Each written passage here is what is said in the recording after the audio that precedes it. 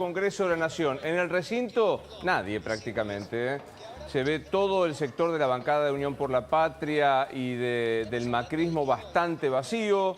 Algunos diputados no los alcanzo a reconocer en su mayoría. Está el presidente...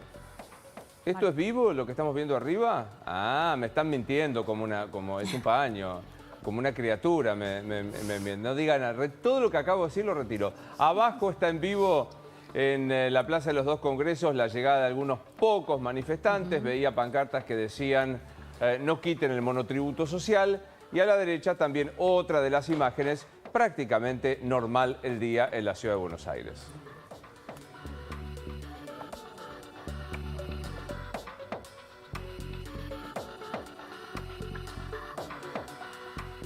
El doctor Leandro Frundarena es abogado constitucionalista. ¿Cómo estás, Doc? ¿Bien? ¿Cómo andas? ¿Todo bien? Un placer estar acá, Luis. ¿Todo bien? ¿Hay alguna crisis constitucional que veas en este proyecto de ley basecito, por decir, o basecita, para decirlo de alguna manera? Mira, lo que me sorprende, primero que nada, todo lo que tiene que ver con las facultades delegadas, que es algo de lo que tanto ruido había hecho durante el primer tratamiento del proyecto de ley, parece que ahora no se habla del tema y sin embargo sigue estando. Pero más achicadas, ¿no?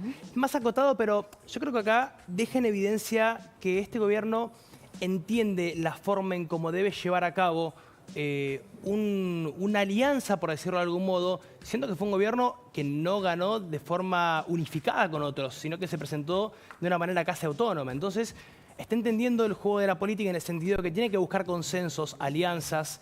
Y como ha dicho el ex canciller de Gran Bretaña, Lord Palmerston, que los países no tienen ni amigos ni enemigos permanentes, tienen intereses permanentes. Hoy en día, en la política, están buscando los intereses permanentes para que esta ley salga y puedan buscar esos consensos para que se puedan llegar a aplicar. Ahora, digo, por ejemplo, el tema de las privatizaciones que se acotaron las empresas, Sí. en algunos casos solo...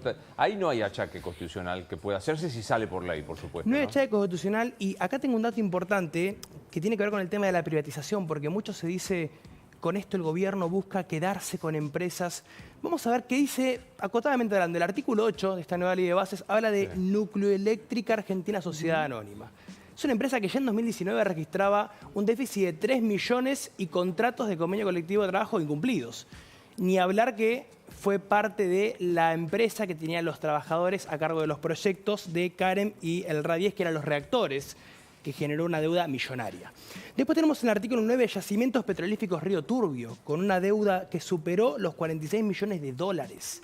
Después tenemos, por ejemplo, bueno, ni hablar del caso AISA, ¿no? Donde la titular encargada, que era la primera dama de facto, frustrada de iure, entregó días antes de irse Cajas Naviñas por 126 millones. Entonces, son empresas que están arrojando una clara situación de déficit. Entonces, no veo cuál sería el inconveniente en que el Estado, con el criterio de que sean los privados quienes se encarguen de manejarlo, puedan hacer un uso correcto de eso. Bien. En lo que supone el tratamiento hace falta 129 votos mínimo, sí o sí. Y en el Senado, recordar el procedimiento de leyes en la Argentina. Si hay modificaciones, tiene que volver. O sea, no parece fácil que llegue antes del 25 de mayo. No, no creo que pueda llegar a suceder. Es más, obviamente, ahora están los números para que pueda ser aprobado en general. Parte de, como estábamos diciendo, de lo que fue este achique de ley de bases. Yo te voy a mostrar que acá tengo justamente, mandé imprimir lo que era la anterior ley de bases. Fíjate lo que era. Esa era la ley de bases vieja. Esa era la primera, claro, la primera que se había hecho. Entonces, se redujo muchísimo la cantidad de artículos que habían, se buscó esta alianza que fue lo que tal vez no estuvo en la primera parte para decir, ok, ¿cómo podemos hacer los consensos previos para que esto pueda salir y no tener sorpresas? Después vienen las cuestiones en particular, que obviamente sabemos que van a estar, pero a mi humilde forma de ver, lo que tiene que ver con las facultades delegadas del artículo 76 de la Constitución Nacional, que es lo que básicamente le interesa a Javier Milei para hacer frente a la administración pública de la crisis económica, es básicamente lo que él quería que se pueda llevar a cabo, y ni hablar de la cuestión fiscal que también está en tratamiento. Sí, es una pregunta más política, pero es un repaso de lo que pasó desde que asumió el gobierno hasta hoy. ¿Le habría convenido una ley como esta, así más acotada, más consensuada, para arrancar y tenerla de entrada? ¿O la pelea y la discusión puede haberlo beneficiado? ¿Qué pensás? A mi forma de verlo, creo que sí, y esto demuestra una madurez por parte del gobierno, en el sentido de decir, ok, tenemos que bajar un poco los decibeles, porque nos damos cuenta que necesitamos el apoyo de otros partidos para buscar estos consensos y los votos que nos hacen falta. El gobierno necesita una victoria en términos, si se quiere, políticos, y que el Congreso le dé el visto bueno, en general y en particular. Todavía tenemos que esperar qué es lo que va a definir la Corte en materia del DNU, que eso sabemos por lo que el antecedente que tenemos por lo que pasó con la Cámara Nacional del Trabajo, que sacaron la cautelar en materia laboral con un stand-by importante. Hay que ver qué es lo que va a determinar la Corte en materia del DNU, que es también lo que se quieren tratar en estos días, que hay que ver si llegan o no por los tiempos. Pero el gobierno ha tenido una reflexión al respecto. Si me preguntan a mí, yo creo que va a salir esta ley de bases, tanto en general como en particular, ya sea en diputados como en senadores. Ahora, tema jubilatorio, ¿no? Que quedó muy restringido, pero está el tema de la moratoria que la reemplaza por esta prestación nueva. ¿Puede haber futuros reclamos en relación a este punto? Yo creo que sí. El tema es muy interesante porque es el artículo, si no me equivoco, lo había anotado acá, el 227, que crea la prestación de retiro proporcional. Claro, en vez de la moratoria que hoy todos conocemos. Exactamente. ¿No? Acá tenés una discusión que una parte de la doctrina o el sector sostiene. ¿Por qué las personas tendrían que acceder, si se quiere, a este beneficio para pagar en cómodas cuotas la posibilidad de jubilarse si no lo han hecho antes? Y otro dice, a ver, no es una cuestión que afecta a la jubilación, sino es pura y exclusivamente lo que es la moratoria previsional, la posibilidad de que puedan acceder a estos pagos para que se puedan llevar a cabo. Escuché por ahí también a Miriam Bregman que decía que esto va a impedir que las mujeres se jubilen a los 65. Acá no se habla de modificar el régimen jubilatorio. Eso sigue siendo igual que es la ley 27.260, que eso no se cambia. Lo que se cambia es el tema de la moratoria previsional. Es importante que la gente lo entienda por ese punto de vista. Y además, en el caso de que así fuese a llevarse a cabo, estaría instaurado como en ciertos países, caso México, Costa Rica, Perú, que establece la igualdad, entre comillas, de género, hombres y mujeres, que sea para la misma edad en ambos casos. Déjame correr un cachito de la ley base y hablar un segundo de obras sociales, porque Bien. hay todavía discusiones de... Hay una decisión del gobierno, una acción judicial y muchos que dicen ¿dónde estoy parado? Porque a mí no me van a bajar la cuota. ¿Qué viste en todo esto que pasó con el tema prepagas, la cuota aumentada, la cuota hacia atrás y que no quedan todos en igualdad ante la ley?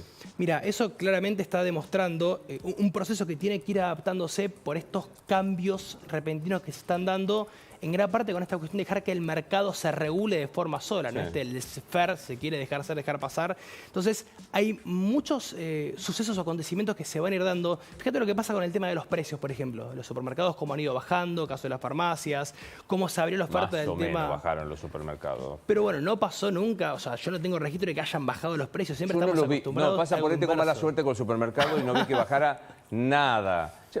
Paréntesis, ahí sigo, Leandro. ¿Entran los importados a las góndolas esta semana? Sí, entran en una primera etapa y después viene otra. Pero que esto podría generar... Me dijeron que hay algunos precios ostensiblemente más baratos de lo importado respecto a los nacionales. Sí. En lo más premium no tanto, pero en lo más de consumo masivo sí. Que está aumentando un montón el consumo de segundo y terceras marcas. A ojo uno ve que se está eligiendo mucho más esto. Claro, ¿no? una oportunidad en eso. ¿Qué hace? ¿Vos qué decís a los que tienen una prepaga que no le han bajado todavía, que no quedaron incluidos en estas decisiones?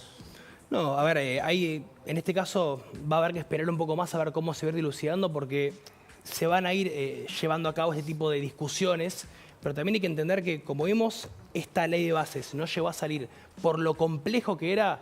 Fíjate que muchas cosas que han dejado de lado hicieron mención de el corazón, si se quiere, de la reforma laboral tenía que ver con la cuestión sindical. Sí. Se dejó de lado porque sabía que era un tema que iba a generar complicaciones. Entonces el gobierno se dio por ese lado para decir, ok, no podemos plantear todo en este sentido. Hay cuestiones que hay que darlas más adelante, pero paso a paso, como ha dicho un gran director técnico. Viste que una de las discusiones sobre si elijo sí y elijo no es que hay quienes piensan que la Corte puede llegar a declarar inconstitucional alguno de los aumentos de tarifas. ¿Crees que eso puede ocurrir? A Macri le pasó que le pusieron un tope en su momento. Tal cual. Mira, Lijo es un juez que tiene un carácter bastante complejo. La verdad que es una persona que ponerlo implicaría, yo creo que una cuestión bastante... si se quiere, de un carácter muy tajante por parte del gobierno, porque sería muy disruptivo. Tanto metiéndome en el tema del hijo, sino en por qué alguien podría estar pensando en cambiar la Corte o agregar dos jueces, ¿no? Bueno, primero que nada, convengamos que la conformación de la Corte tiene que llevar a cabo una nueva designación. Lo propone el presidente, como dice el artículo 99, inciso quinto, si no me equivoco. De todas maneras, ese nombramiento tiene que ser por acuerdo del Senado. De todas maneras, que es quien termina dando el puntapié final. Pero bueno, acá hay una cuestión donde se trata de buscar, entre comillas, cierto aliado judicial. Convengamos que nunca hemos tenido una corte imparcial, ese carácter, si se quiere, de división de poderes no está. Siempre se busca algún tipo de consenso o guiño que pueda llegar a tener algún tipo de decisión favorable, siendo que se están proponiendo medidas muy disruptivas con un Congreso del que todavía no hay una alianza compleja y se van a seguir planteando más decretos de necesidad de urgencia, donde se van a buscar más planteos de inconstitucionalidad. Entonces, creo que la idea es tratar de buscar a alguien que pueda llegar a mirar el contexto complejo de la cuestión para que pueda llegar a tener alguna mirada distinta sobre estos planteos. No, ya me perdí, ya que tenés el incunable ahí. ¿Ahí estaba la derogación de las PASO, la boleta única, o era el DNU? Yo ya ni me acuerdo dónde creo estaba. que no estaba ahí. Me parece que estaba en el primero En la que se había primera presentado. versión. Sí, sí, sí. ¿Qué habrá sido de ustedes que saben todo? Ya nos olvidamos, vamos a tener PASO el año que viene. O sea, Tenés razón. Sí, estaba en un veníamos primer hablando de eso. proyecto. Pero viste que cuando me levanto descansado, que tenía un fin de semana bastante descansado, lo que es de la vida, no íbamos a derogar las PASO, que todos los partidos políticos dijeron basta, no podemos votar más con estas boletas, hay que votar por lo menos con boleta única papel, como Santa Fe o Nada. ¿Vamos a empezar a preguntar, Pancho? Sí, sí, ¿Vamos a muy molestar interesante. con este tema? Pues sería interesante, digo, es un anacronismo seguir votando con las boletas y estar discutiendo. Los fiscales entran a ver si te roban boletas. Es siglo XIV eso, ¿no? Concuerdo 110% porque es una forma, primero que nada, de ahorrar muchísimo en lo que es el gasto que se lleva a cabo por las elecciones. Convengamos que es mucho más lo que se gasta en las PASO que en las generales.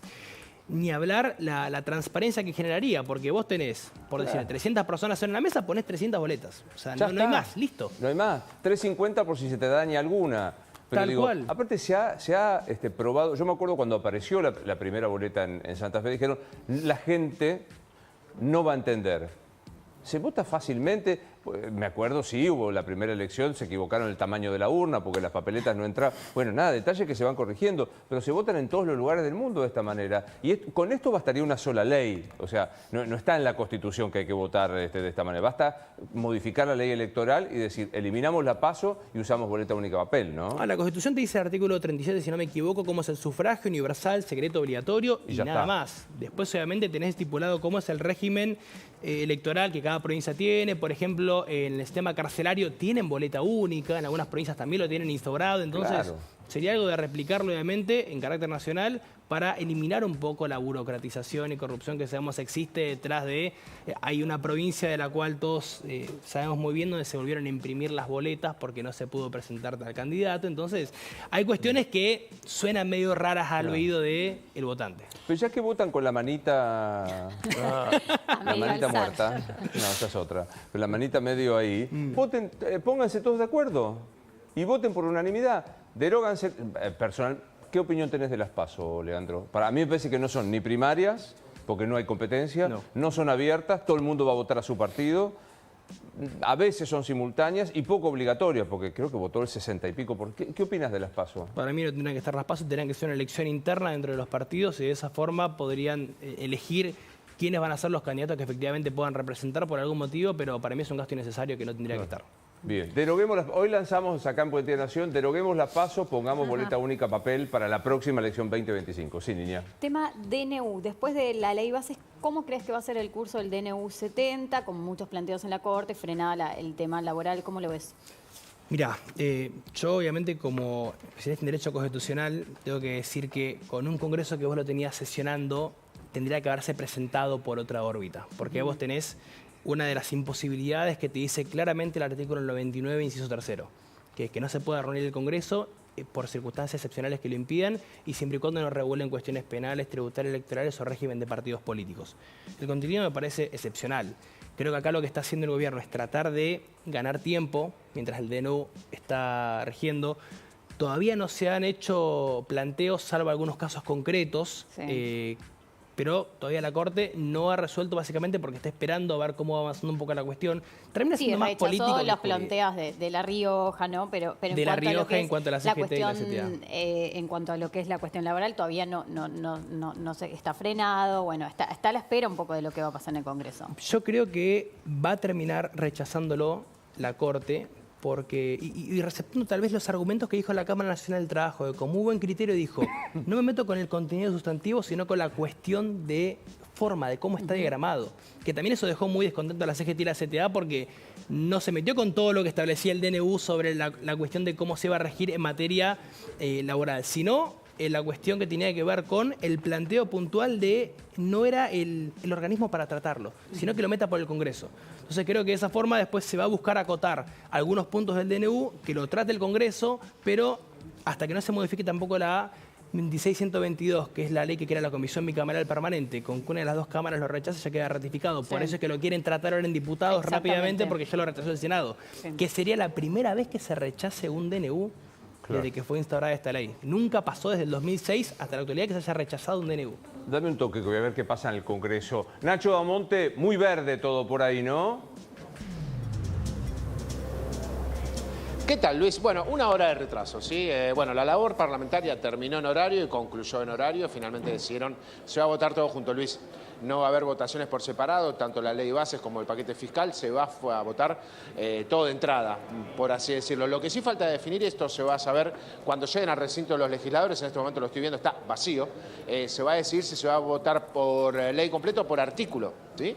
Eso va a ser clave, porque la vez pasada cuando se desgranó la ley base, eso provocó también que se termine cayendo y no se pueda avanzar. Entonces, bueno, las reuniones en labor parlamentaria, como así también en los encuentros de diputados la semana pasada, en el anexo, enfrente aquí del Palacio, bueno, prácticamente que confirma que se va a tratar de que se vote todo por completo y no por artículo. Eso podría llegar a generar retrasos y, ¿por qué no?, la caída nuevamente en diputados, aunque desde el oficialismo están muy confiados, Luis, de que va a avanzar. No va a haber cuartos intermedios, se confirma eso, aparentemente la labor parlamentaria llegaron a un acuerdo de que no habrá cuartos intermedios, así que, bueno, una sesión que puede durar entre 24 y 36 horas, no creo que vaya a ser menos de una jornada entera, Luis. Bien, muchas gracias. Bueno, ¿qué viste en la pelea política por las comisiones? Particularmente Marcela Pagano, esto que sucede, que es nada menos que asuntos constitucionales, Doc. No, a ver, creo que acá todavía estamos viendo a un gobierno que necesita entender un poco más cómo viene la cuestión. Hay muchas charlas que todavía no se han dado. Falta adaptarse, falta un poco más de madurez política en el sentido que también estamos hablando de personajes nuevos, actores distintos. La forma en cómo se está llevando a cabo la política ha cambiado. O sea, en Argentina se está dando una revolución. Pero una revolución no de cómo se podía empezar antes lo que fue en su momento la Revolución Francesa, con la guillotina que se cargó a Antonia Robespierre, una revolución ideológica. No demos idea. Claro, no demos idea, claro. No, a ver, por los tiempos que vivimos una revolución ideológica donde lo que pasa en Argentina literalmente no hay precedentes, donde haya ganado un presidente que sea liberal en el sentido liso y llano, que sea narcocapitalista, con un equipo nuevo, que haya ganado solamente con el manejo de redes. Es un cambio de paradigma distinto donde los políticos están viendo de qué manera adaptarse y ayornarse a esto. Podemos analizar un montón de factores, pero los actores obviamente son nuevos en el tema, se van adaptando y construyendo y transformando, y creo que el ejemplo más claro es el aprendizaje de cómo se ha tratado esta ley para así conseguir los consensos y aprender de los errores que habían cometido anteriormente. Gracias, Doc, por venir, como siempre. Un placer, gracias a vos. Hay más información urgente de La Nación.